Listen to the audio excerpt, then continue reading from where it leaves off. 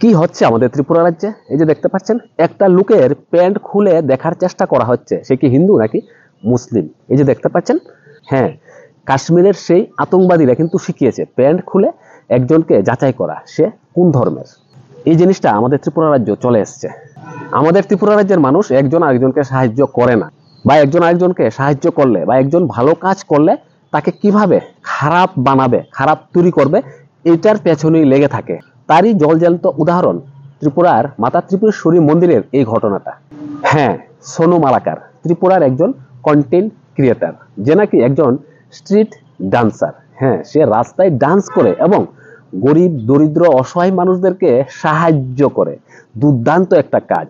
সোনু মালাকারের এই কাজটাকে আমি স্যালুট জানাই, এবং ত্রিপুরার বুকে যেন এরকমের আরো অনেক সোনু মালাকারের জন্ম হয় এবং মানুষকে এভাবে সাহায্য করে।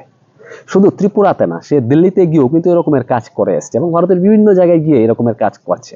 তো সোনু মালাকারের সাথে আসলে কি হয়েছে ঘটনাটা? ত্রিপুরার যে সোশ্যাল নেটওয়ার্ক আছে বা কন্টেন্ট ক্রিয়েটার আছে, তাদেরকে কেউ পছন্দ করে না, তাদেরকে কেউ ভালোবাসে না, এটা চির সত্যি কথা। তারই জলজ্যান্ত উদাহরণ হলো এটা।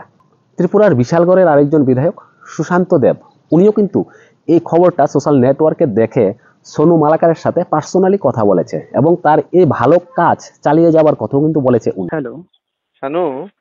হ্যাঁ দাদা। হ্যাঁ, আমি সুশান্ত দেব। যাই হোক, আমি প্রশাসনিক ভাবে কথা কইছি। হ্যাঁ, এইসবের লেগে তুমি তোমার মানে কাজ যেন কোনো না ঘাটতি না হয়, তুমি তোমার কাজ করো, তুমি ভালো কাজ করতেছো। তো এমএলএ সুশান্ত দেব স্যারকেও কিন্তু অনেক অনেক ধন্যবাদ জানাই।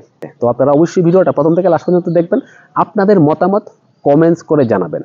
সম্পূর্ণ ভিডিও না দেখে কোনো কমেন্টস করবেন না, সম্পূর্ণ ভিডিও দেখেই কমেন্টস করবেন। ভিডিওটাকে বেশি বেশি পরিমাণে শেয়ার করবেন যেন সকলে এই ভিডিওটা দেখতে পারে। তাছাড়াও আমাদের চ্যানেলে ত্রিপুরা ট্যুর গাইডের গুরুত্বপূর্ণ ভিডিও পাবেন, সাথে ভারতের বড় বড় হসপিটালে গাইড এবং ইনফরমেশন। চ্যানেল ভিজিট করে গুরুত্বপূর্ণ ভিডিও দেখবেন। পরবর্তী ভিডিও দেখার জন্য চ্যানেলটাকে সাবস্ক্রাইব করবেন। সোনু মালাকার ত্রিপুরার একজন কন্টেন্ট ক্রিয়েটার, ইনি কন্টেন্ট তৈরি করে।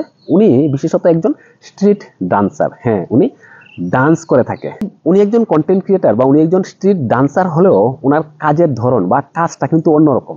উনি ডান্সের মাধ্যমে অন্যদেরকে সাহায্য করেন, যেমনটা হয়েছিল ত্রিপুরার উদয়পুরের মাতাবাড়িতে। তার আগে বিভিন্ন জায়গায় এরকমের ঘটনা ঘটেছে। আমরা দেখেছি ইন্ডিয়ান গেটের সামনে, হ্যাঁ, দিল্লির ইন্ডিয়ান গেটের সামনে সোনু একটা মেয়েকে নিয়ে এরকমের কন্টেন্ট তৈরি করছে এবং ওই মেয়েটাকে সাহায্য করছে। তাছাড়াও এরকমের অনেক অনেক আমরা ভিডিও দেখেছি সোনু মালাকারের। তো এই ভিডিওটা দেখার আগে কিন্তু আমি সোনু মালাকারকে চিনতাম না। এই ভিডিও দেখার পর আমি ওর পেজটা ভিজিট করেছি, তখন কিন্তু ওই ভিডিওগুলো দেখেছিলাম। আর এই ভিডিওতে আমি যাই দেখাচ্ছি, এগুলো কিন্তু আমার শ্যুট করা ভিডিও না, সোশ্যাল নেটওয়ার্ক থেকে কালেক্ট করা ভিডিও, যার সত্যতা আমরা যাচাই করিনি।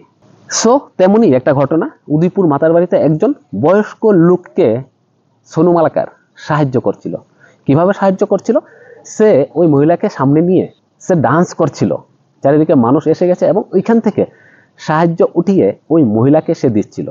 সে যেরকম ভাবে বিভিন্ন জায়গায় গিয়ে কাজটা করে থাকে, তখনই একটা লোক চলে আসলো। ওই লোক এসে তার সাথে খুব বাজে ব্যবহার করছিল, এমনকি সোনু মালাকারের প্যান্ট খোলার চেষ্টা করছিল সে হিন্দু কিনা মুসলিম দেখার জন্য।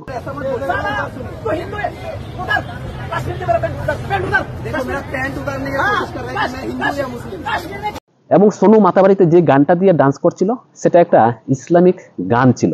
এটা ওই ভদ্রলোকের কথাই। এই ভিডিওটা দেখে সুশান্ত দেব মহাশয় এমএলএ, উনি কিন্তু সোনুর সাথে কথা বলেছে এবং প্রশাসনিকভাবে এবং ব্যক্তিগতভাবে ওই ঘটনাটা দেখেছেন। উনি দেখার পরে কিন্তু এখানে পরবর্তীতে জানা গেল সোনু মালাকারের সাথে যে লোকটা খারাপ ব্যবহার করেছিল, তুষার কান্তি শীল, আমি কিন্তু ওনাকে চিনি না, বা এই যে নিউজটা এটাও কিন্তু সোশ্যাল নেটওয়ার্ক থেকে কালেক্ট করা হয়েছে। পরবর্তীতে কিন্তু এই তুষার কান্তি বাবু সোনু মালাকারের কাছে ক্ষমা চেয়ে নিয়েছে, কারণ উনি জানতেন না আসলে ঘটনাটা কি হচ্ছিল। এটা বলে কিন্তু উনি ক্ষমা চেয়েছেন সোনু মালাকারের কাছে। তো যাক, ঘটনাটা মিটমাট হয়ে গেছে। তো এই ঘটনা দিয়ে যেন পরবর্তীতে আরো রাজনীতি না হয়, সেটা সকলের কাছে অনুরোধ করব। হয়তোবা তুষারবাবু ওই ঘটনাটাকে অন্যরকম ভাবে দেখেছিলেন, যেহেতু এখানে একটা ইসলামিক গান বাজানো হচ্ছিল, ওনার মাথায় চলে এসেছিল কাশ্মীরের পাহেলগামের সেই ঘটনাটা। তাই উনি অতি উৎসাহে ওনার সাথে খারাপ ব্যবহার করেছে এবং ওনার সাথে ওই কাজটা করার চেষ্টা করেছিল। সো যাই হয়েছে, ঘটনাটা এখন মিটমাট হয়ে গেছে। সো বন্ধুরা, সকলকে বলবো, আমরা যেহেতু সমাজের জন্য কোনো কিছু করতে পারি না, কেউ যখন সমাজের ভালো কিছু করতে চাইছে বা করছে, তাকে অবশ্যই সাপোর্ট করবেন। আমি চাইবো ত্রিপুরাতে যেন সোনু মালাকারের মতো এরকমের আরো অনেক সোনুর জন্ম হয় এবং আরো অনেক গরিব দুস্থ মানুষকে সাহায্য সহযোগিতা করে। আমার মতামতের সাথে কি আপনাদের মতামত মিলে গেছে? যদি মিলে যায় তাহলে অবশ্যই আপনার মতামত কমেন্টস করে জানাবেন, ভিডিওটাকে লাইক করবেন এবং ভিডিওটাকে বেশি বেশি পরিমাণে শেয়ার করে সকলকে দেখার সুযোগ করে দেবেন। তাছাড়াও আমাদের চ্যানেলে ত্রিপুরা ট্যুর গাইডের গুরুত্বপূর্ণ ভিডিও পাবেন, সাথে ভারতের বড় বড় হসপিটালের গাইড এবং ইনফরমেশন। চ্যানেল ভিজিট করে গুরুত্বপূর্ণ ভিডিও দেখবেন, পরবর্তী ভিডিও দেখার জন্য চ্যানেলটাকে সাবস্ক্রাইব করবেন। সো বন্ধুরা, আজকের ভিডিওটা সম্পূর্ণ দেখার জন্য আপনাদেরকে অসংখ্য ধন্যবাদ। আবার দেখা হবে পরবর্তী আরেকটা গুরুত্বপূর্ণ ভিডিওতে। পরবর্তী ভিডিও দেখার আমন্ত্রণ রইল। এই সময়টার মধ্যে সকলে ভালো থাকবেন। টাটা।